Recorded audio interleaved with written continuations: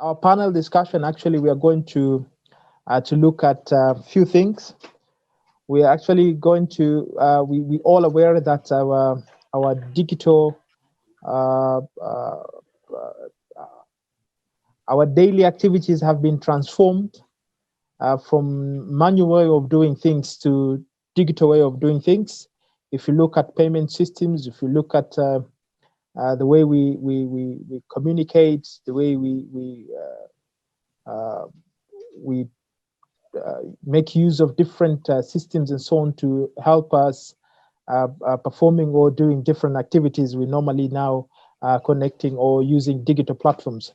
So basically, this digital transformation, or other people, they call it fourth industrial revolution, have transformed everything that we do as we perform different activities at large.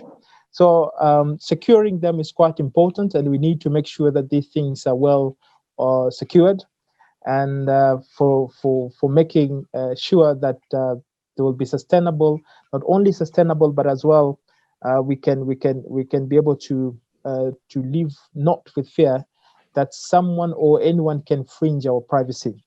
So I do have my panelists that I will talk about. We will focus on three particular areas on actually the challenge that brought about with these digital revolutions, and how are we going to resolve them, or the impact, first the impact of these challenges that we have, or digital revolution in our organizations and countries at large in Africa.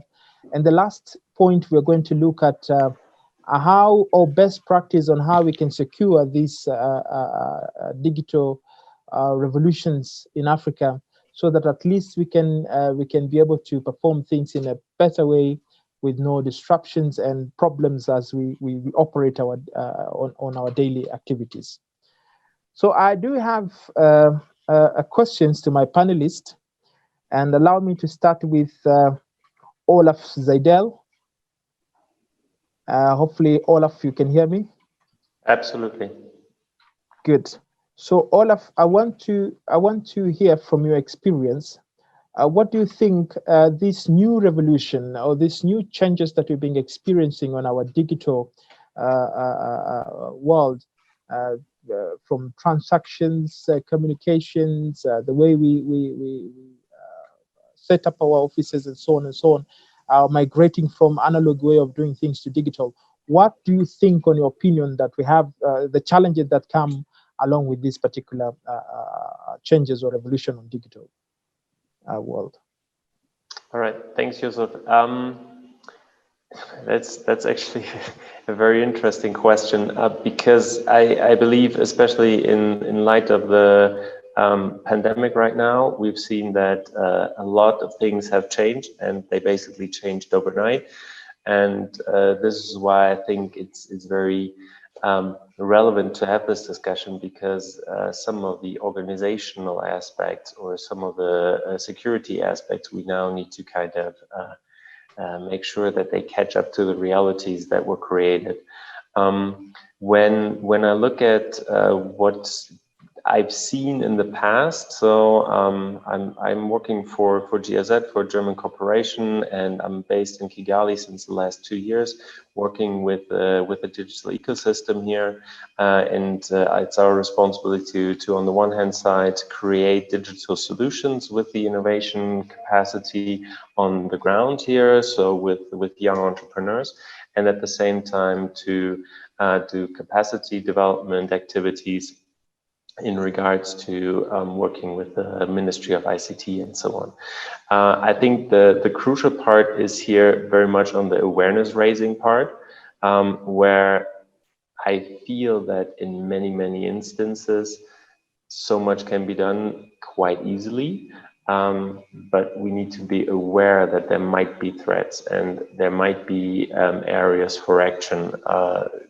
Most simple example is how many people are creating still websites that are not using HTTPS protocol, for example, or how many people are working in the area and not taking care of data security, data privacy, etc. So all those topics are, on the one hand side, easy to tackle. On the other hand side, are complicated because it depends on the individual as well.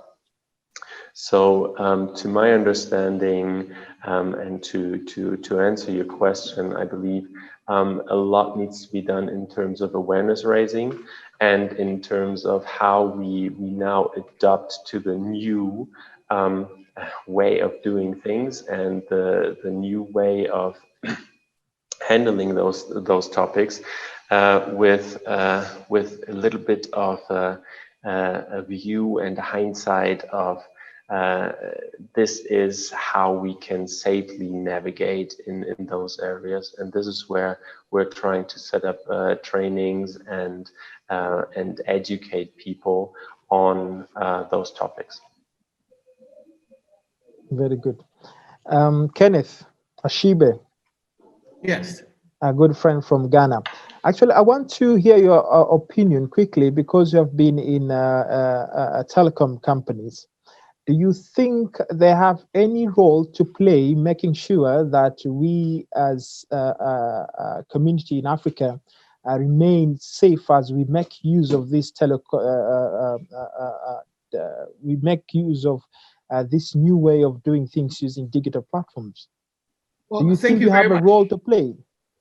Thank you very much. We all have roles to play. The telecom industry, the IT industry, governments have roles to play, citizens have roles to play. And I completely agree with Olaf when he talks about the fact that one of the critical things that really we need to do is the awareness, because whether we like it or not, now the new normal is the new normal. I'm not too sure we're going to be going back again to the old way of doing things. Technology is changing at a very fast pace.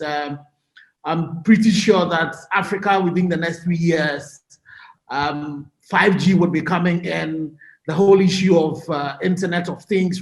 Now we're moving from Internet of Things to Internet of Everything. So we're really, really going to be connected, so connected that the impact of cyber threats, the impact of cyber attacks would have more relevant for us today. So it's important that as telecommunication operators, the private sector works together with governments, work together with civil society, work together with consumers to create the awareness of the new challenges that confront us and what are the new things that we need to do.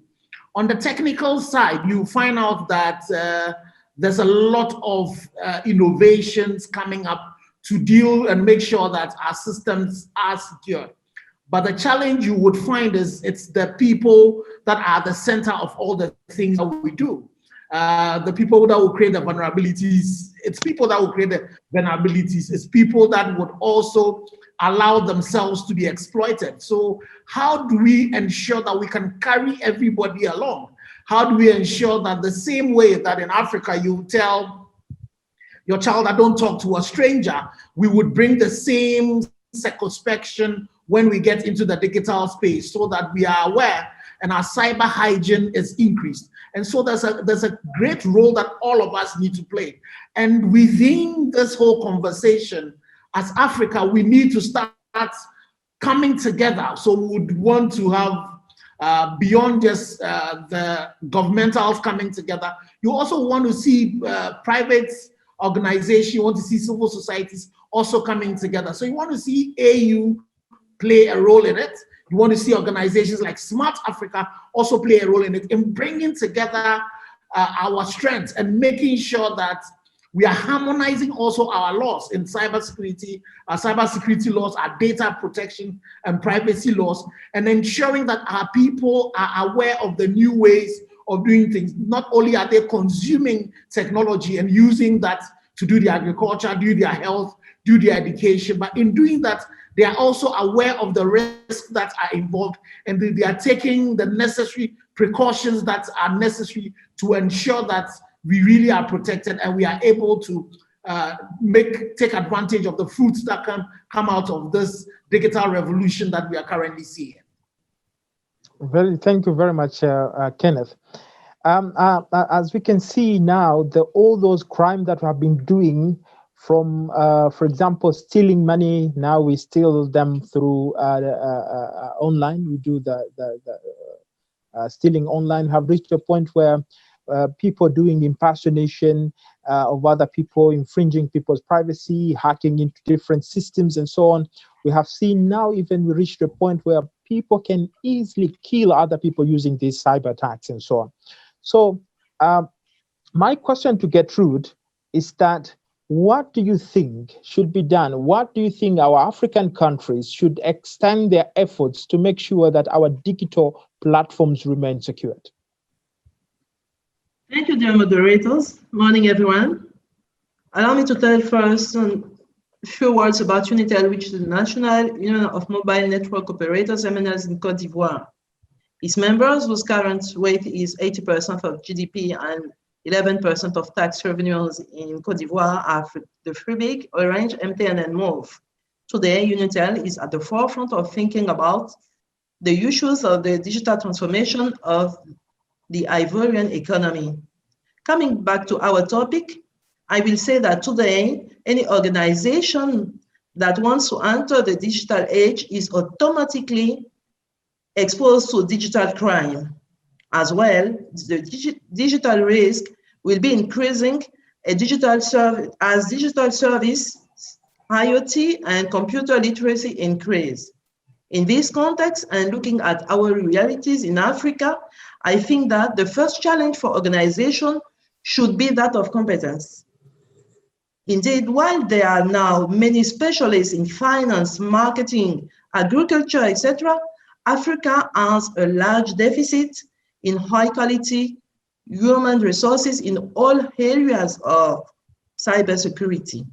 The first reason is that schools which can provide initial training or deepening knowledge in cybersecurity are rare or doesn't exist in several countries.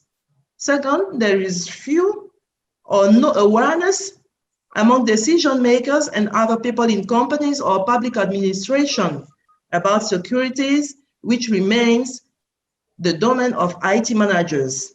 As a result, in addition to training, organizations must develop a culture of security. It means constantly raising awareness among people in the organization so that security, becoming the concern of everyone, is placed at the heart of the concerns of all the company's profession, all the departments, and each people. The second point on which organizations should focus is investment in cybersecurity.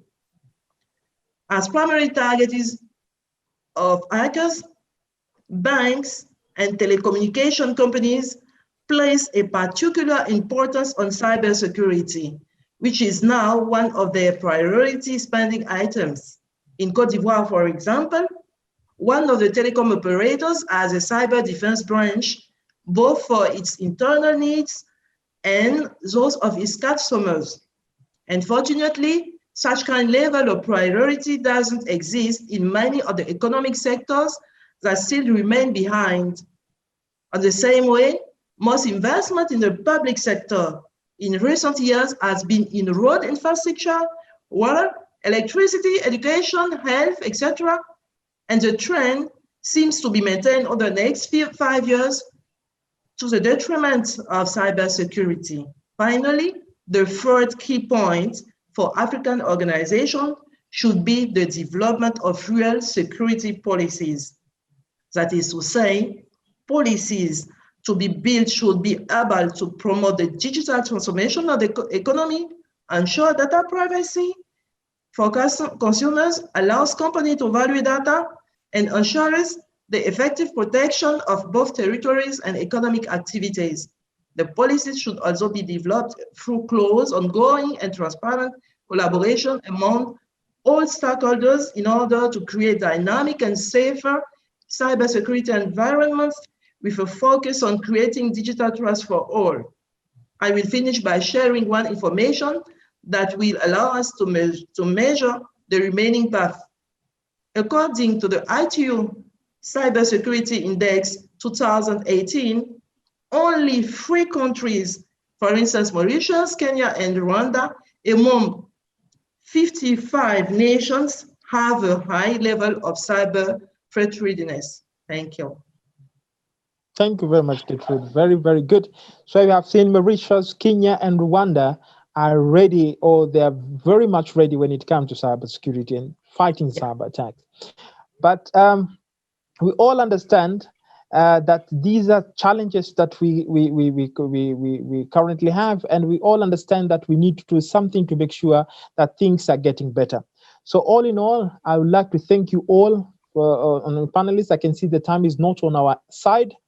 The time has run very fast, but I managed to make sure that I hear all of you talking and providing your insights basically on the securing the digital revolutions in Africa. And I believe Africa, we have a very long way to go to make sure that we reach or we get into the same pace with other developed nations to make sure that our digital platforms, our digital era is indeed in check and well secured. Thank you very much again for the panelists. I had Gertrude Koné, who is the CEO of UNETEL. Also, I had Dr. Kenneth Ashigbey, who is the CEO of Ghana Chamber of Telecommunications companies. And also I had Olaf Seidel, who is a program director for digital solutions for sustainable development, now currently based in Rwanda. With that regard, allow me to thank you again very much. Merci beaucoup. See you once again. Thank you. Thank you, guys. Bye-bye. Bye. Thank you.